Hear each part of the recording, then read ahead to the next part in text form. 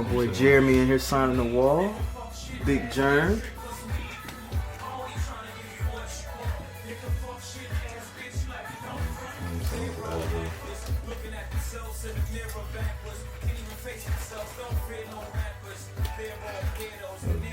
My guy. Welcome to the What's in My Bag podcast. It is me, your host Louis B. I am joined by the gang.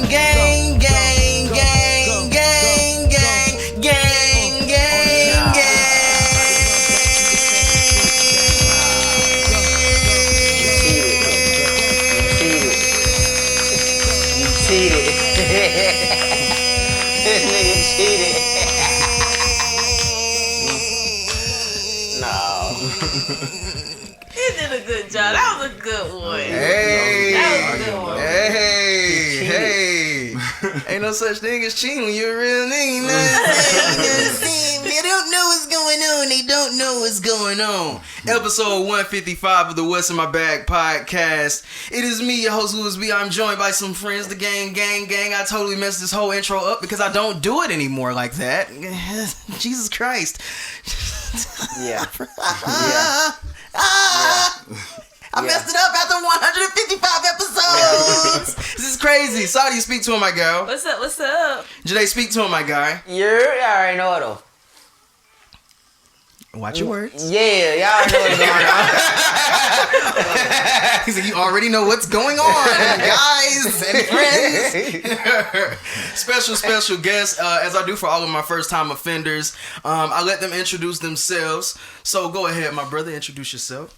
Hey, how y'all doing? My name is Jeremy, a.k.a. You gonna say daddy? Hey. We rehearsed it. Hey, we cool. We good. We not good. We good? We good. What? Give me some. Pound it. Come on. Hey. See, we good. Open up a little bit. What's your name? What's your name, Jeremy? She said it's Gogurt. Well, yeah, so your whole first name, middle name, and last. Oh, it's all right. Listen, this is the first time we've had a little one in the house. Yeah. You know what I'm saying? I'm trying to figure out how to maneuver through this podcast. Yeah. I think it's just different things every week that we face week in and week out that just show us that we're true potters and that we can adapt to whatever is going on and whoever comes in, and we can make the content relate to them and relate to everyone. So, episode 155. You on the market? You telling folks to call you? What's that? Hey, what's up? Who you talking to? You on the market? Who you talking to right now? You on the market? I ain't talking about nobody. Nah, you on the market. I ain't talking about nobody. It's cool. All right. Nobody. Instead of asking everybody, you know what I'm saying, the same mundane stuff that podcasters ask every episode, you know what I'm saying, how you doing? I don't want to ask that. I ask, what is in your bag? So, Jade, what's in your bag, man? Hey, man, I wish you had some posture with a microphone. Man. This is crazy.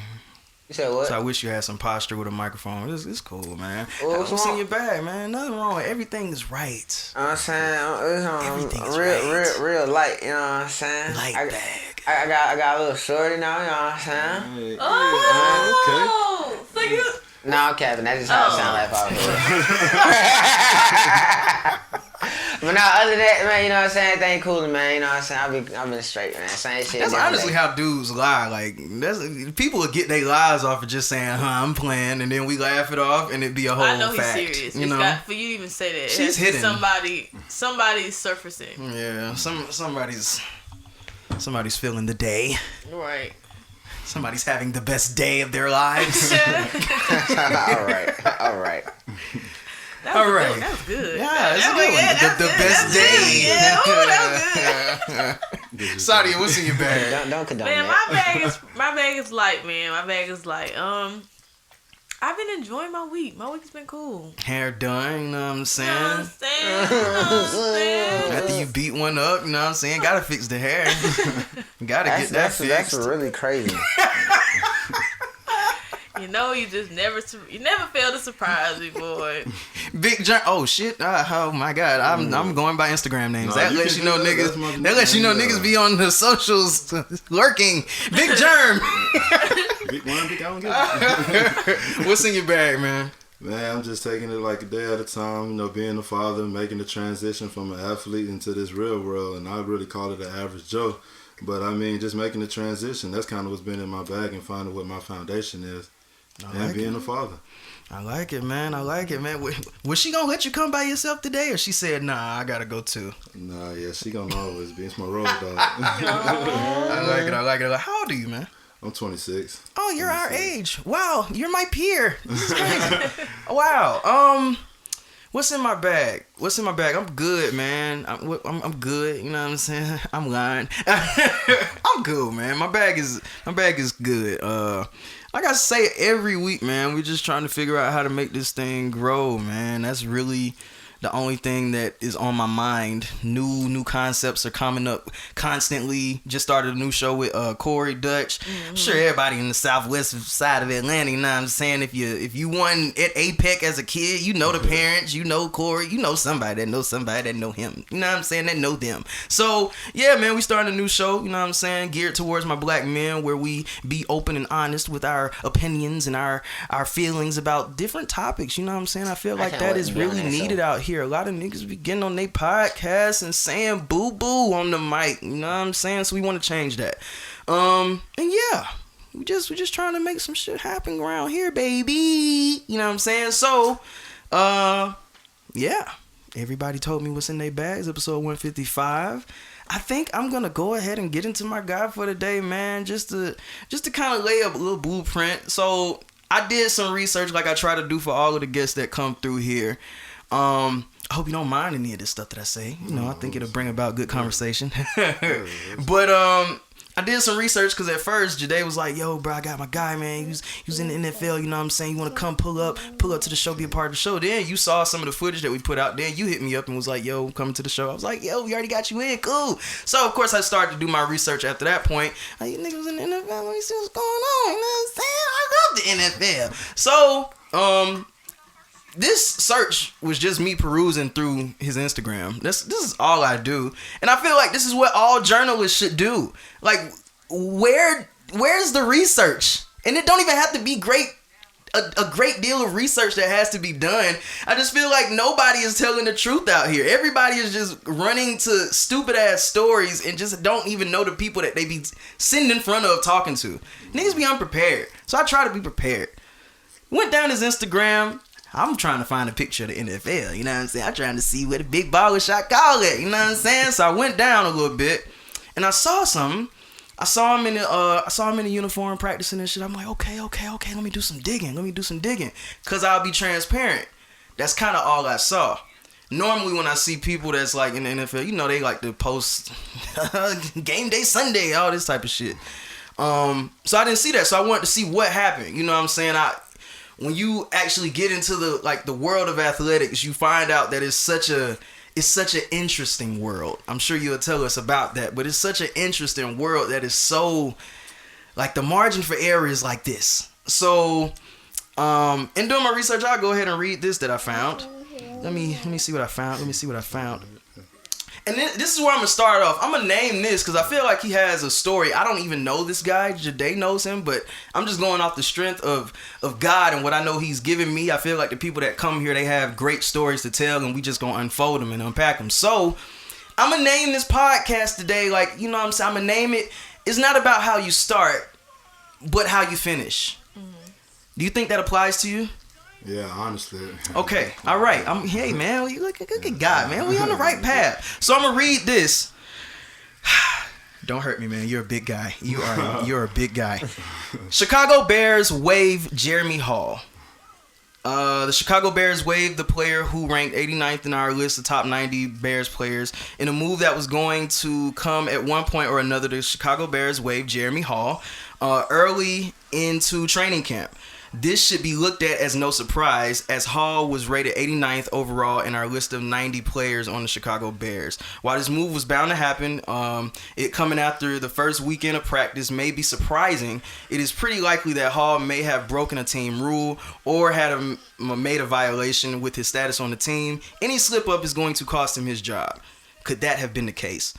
So, of course, I wanted to do some research, and when I saw that, I was like, okay. Because, of course, like, I typed the name in, and you want to find stats and stuff, and they weren't there. So, so I saw that. So, I guess tell us kind of a little bit about, shit, obviously, was football your first love as a kid?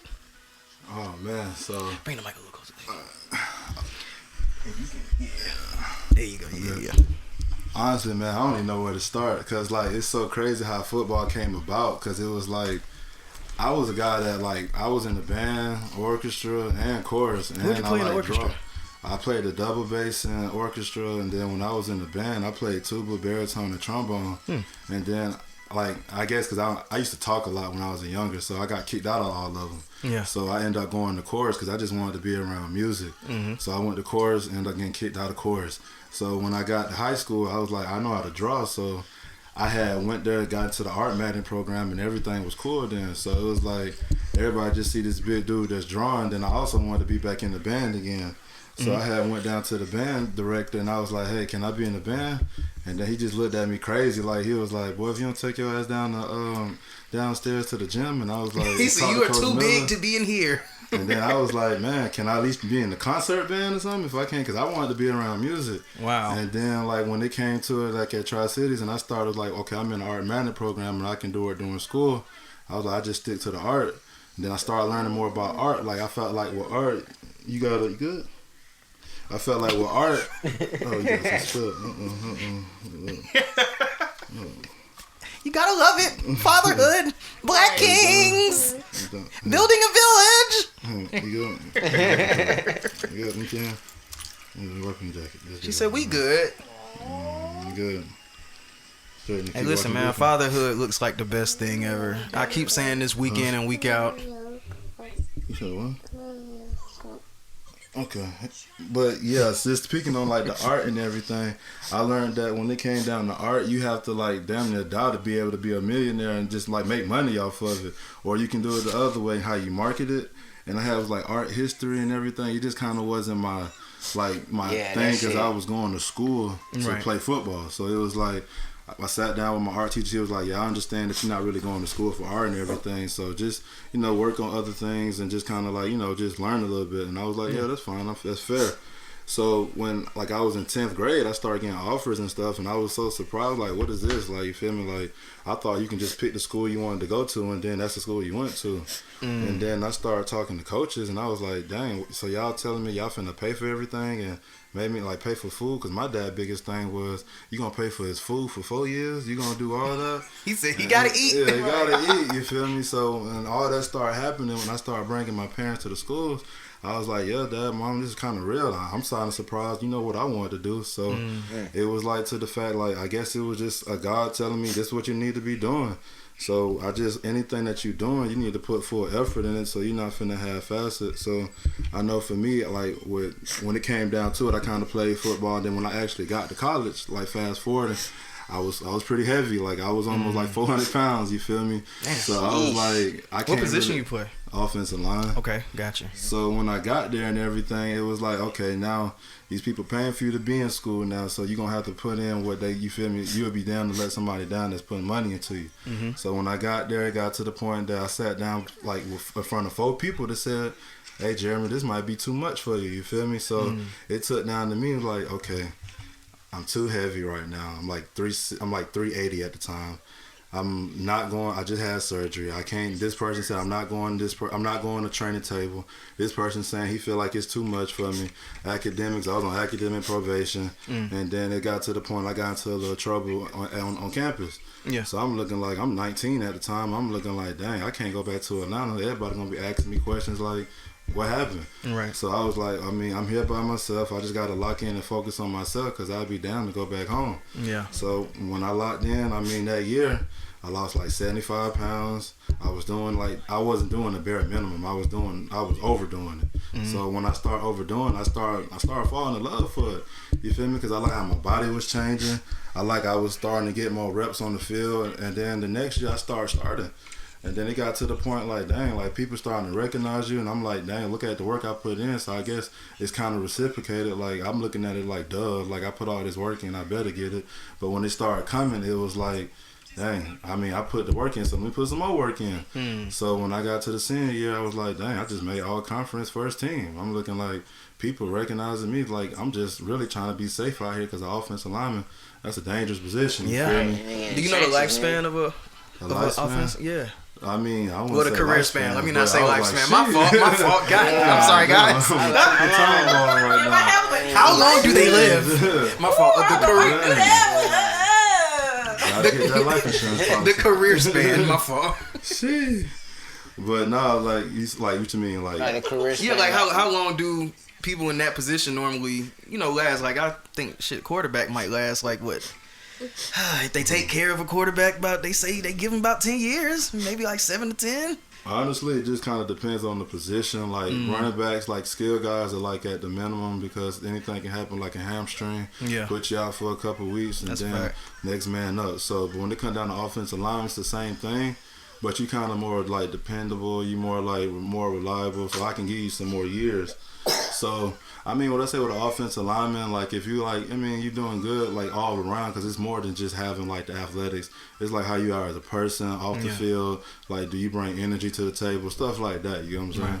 So when that like with that being said, it's just kind of like the overall like how you are overall. So I would say probably like maybe like 3 to 4 years to be honest with you. Like it's not that long because I mean you're doing all that pounding. You feel me? So it's every just fucking play. Yeah, like Jesus. So I would say over time, I mean, it get to you, but I mean, you enjoy doing it because I would say like going back to college with it, it's like you got to put 2 different systems and be good at both systems and be able to make at least decent grades in school and also produce on the field. So it's like on the field part, you don't want to be the middle guy. You don't want to be the person in last. You want to be the first person. So we all training to go to the NFL. So to go to the NFL, you got to be the best in your position.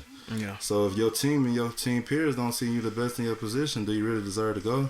So that's how I kind of look at it. And I was like, dang, I was 380 pounds. Everybody said I couldn't do it. Everybody was like, damn, I feel like it's too much for you. You need to go play at Clark Atlanta. I was like, damn, that's kind of crazy. But I mean, like, damn, that's what you look at me.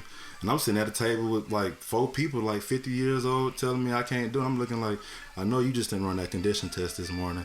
I know you didn't wake up and run a conditioning test and then go to class. So I be looking at like, dang, yeah, I got to work on it, just kind of focus on myself. So that's when I kind of learned about myself, knowing that like everything you do is really like a mind thing. Right. So it's like if you put your mind to it and it's something that you want to do, this what's going to happen. So when we get to the NFL, I was like, dang, it's pretty surreal to me. So I was like, I'm not really supposed to be there because I ain't planning this out. You good? What's wrong? What's wrong? You straight? Journey. What's wrong? You yoga? I think mine was up. Hey man, you see the stuff there, bro. Like, come on, you see it better than anybody else. You know me. Come on, girl.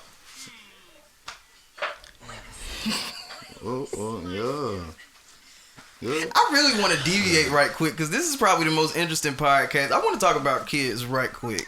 Got to. Like, got to.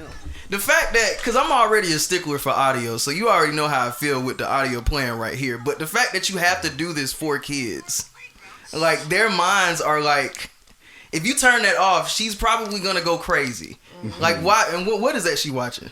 Blippy. He said, I don't even know this. I let her find it and hit play.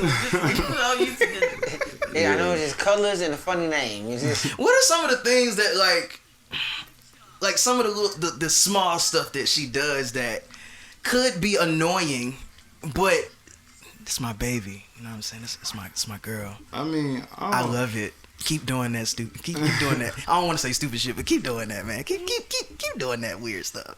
I don't know, like, I wouldn't say like annoying. Like, it's just more so like she got like an attitude of herself. Like, she like her own, like she got her own personality. Like, we had like, it's like my dog Road Dog. Like, we talk, you feel me? Like, She looked like if we all left this room, she would start just dancing and going crazy in this room. yeah, it take a minute. Like, when she in dance class and she like in front of the class and like, you know, like dancing everywhere in her recital. She 3 years old. She was dancing with like the 4 years olds and she was leading them. And I was like, it's kind of crazy. Like, now she acting like kind of shy. I'm like, you remember like like a month ago, you just danced in front of like 300 people and it wasn't nothing. But see, I mean, and honestly, if she is destined to be a performer, I understand that. Maybe you can even understand that from a standpoint of going out and playing sports in front of 1,000+ people versus maybe like doing this shit in front of 2 people that's like really judging you, like say at a combine or something. Like, yeah. I'm sure it's probably a different pressure even with her. Like, I'm sure if you see all these people out here, that don't really do nothing for you like it would if it was just 2 people sitting in that stand or just 2 people right in your face. Like, even for me, like if I perform in front of a big ass crowd, I like that. Like, that would be awesome. Like, it's when you get to like 10 people, 5 people, and everybody's just like, you see each individual person. That's when it gets kind of weird. So I could see how she could. Because honestly, I think I remember being a kid and just when you around people that you just don't know from anything, and you like right in their face, like she feels like she in a foreign land right now. Like, this room probably looks crazy to her, even though shit. Today said you grew up over here. You used to come over here sometime. Yeah, it's interesting, man. But deviating back, so staying on with the timeline. Shit. Now what? Senior in college. Now we get into real deal. It's time to figure out, are we gonna take this seriously, make money off of it? So one thing that I really wanted to ask you and get your insight on, you went to the combine, right? You participated in it? So no, honestly, I didn't go to the combine. Even like with that story, once I get to that part of the timeline, it's like I said, I didn't plan it, but when I got there, everything kind of like, dang, maybe I do probably belong in here. But as we get, like, when we keep teaming on that part, on the story, might as well. So like kind of okay. So once the like I did a pro day and everything, and it wasn't okay. Gotcha. So so every college you get like an actual day of all like the athletes. I mean, all the scouts come out and see all the athletes and everything. So at the time we had like a good class of people that was potentially going to the NFL and everything, and they end up getting in the NFL. So we had all 30. It's 32 teams, but we had 31 teams there. Yeah. So it was like, I mean, they brought the money. I mean, I'm not saying I wasn't a factor either, but I got a lot of my homeboys showing. I mean, they bring them here. So I always felt if somebody bring them here, they got to see me too. So that's kind of how I was like. That's how I kind of did it. So it was even in high school, like we had an offensive lineman that was like bringing in all the schools. I mean, like I'm big too, so when I see them, I'm gonna just show off too. They're not here for me, but I'm gonna just show off when I'm here. That nigga said I'm gonna get plugged in too. Like, you feel me? Like we do the same thing. So how I put it in like that, that's how I did in the pro day. That's when I had got down to like, that's when I dropped like 80 pounds, and I was like, I'm at the lightest I am. I feel like real good. I'd had a okay combine. It wasn't nothing extravagant or nothing like that. So I was in that point, I need to get an agent that's gonna really push me, because now we gotta find somebody to really move somebody to believe off of. Because I got the film, like, you feel me? I played at a good enough level and everything. Right. So once I get the agent and everything, start pushing me and end up going to Chicago. So I was like, wow, I did not have this on my bucket list. This wasn't a plan for me. Like, hey, man. I don't want to say I hate people like you, but man, fuck that, man. Like, come on, man. You stumbled upon the NFL. Yeah, I get that part, but it's like the simple fact, like, okay, I'm signed up to play football, so if I'm signed up for anything, I'm not finna half-ass nothing. So anybody that half-ass anything that they doing, good, man. Anybody that half-ass anything, like, you gonna get what you put in. So if I'm at school and I'm here for football and shit, I'm here for football, so I'm gonna put in 110%, and then whatever I get out of it is what I get out of it. Yeah. So that's what kind of happened. So I was like, wow, this is kind of crazy. So when it got down to it, I had got a tryout to Chicago. I was like, okay, it's a tryout. I'm not finna half-ass this tryout. So now when we get there, I'm starting going through drills and stuff like that, and I'm starting noticing the coach telling me, y'all watch him do it. I'm looking like, what you mean? As in watch you? Yeah, like I'm looking like, I'm a tryout guy. This dude here went second round. This dude here went free agent, and all these people are vets. And I'm looking like, what are we talking about? And I was like, okay. What year is this? This is 2018. They need some help, right? Who's at QB? Trubisky? Mitch, that's a good guy. Mitch is a good guy. I feel that, Great man. guy. I get people look at the production, but that's why I say it's like the we gonna see him in overall. Pittsburgh. We gonna see. I want to see. I definitely want to see. I don't want to judge him too harshly. We gonna see. No, this story is crazy. Like, It's wild, but I mean, it's an experience though. So once I got there, it was like, okay, dang, I'm here. So now I'm finna do what to stay here. So I'm looking like, okay, he telling me to do the drills over again, and y'all watch him and watch Jeremy how to do. I'm looking like, dang, the coach know my name. So I'm looking like, okay, I didn't get drafted. I wasn't a free agent. I'm a tryout guy. And I tried out, and it was 70 dudes here, and they only signed 5. And I was like, damn, I'm one of the 5. And I was like, okay, this is getting kind of serious. So I'm up here talking. I don't know if you ever seen the show Last Chance U or whatever. So I'm John Franklin. He was there at the time. So we was one of the guys out of the 5 that signed. So I'm talking to John. I'm looking like, dang, bro, this kind of crazy. And he looking like, no, bro, like we finna get spicy. And I'm looking like, yeah. So I'm looking like, yeah. I mean, hell, we worked this hard, so you gonna keep working hard. So I was like, I mean, everything was going good. So I was like, everybody, coach telling, watch me, watch him, do that. So I had, when it got time, like the OTAs and everything, I was like, okay, now the older guys starting to come in. So now it's like, pipe down rookies, pipe down free agents, the older guys coming in.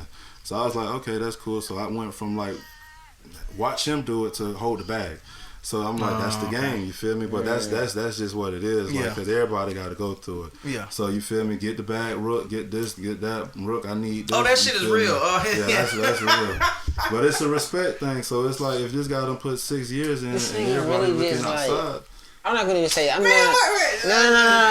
cause like I'm not gonna say like, bro, you stumbled into like, cause at the end of the day, like you said, like you really did put in the work, cause people had to notice you, like you know what I'm saying. They had to, like, you know what I'm saying. So you was doing exactly what you, but it's like, bro, not too many people, like, you know what I'm saying. And I always say that because I know that there's people like, if you stay in certain states, like shit, Georgia's one of them. Georgia, Texas, like you are bred when you come out the womb. You're on a football field. You're working hard, pee-wee to rec center leagues, all the way through middle school. If you can do that, high school. What's that show called? Friday Night Tights? Yeah. Whatever like that. Like, you know what I'm saying? So I only speak from the stance of, and this is not how I feel. I'm just speaking for the people that I know. Like, this was my dream, like for real, like.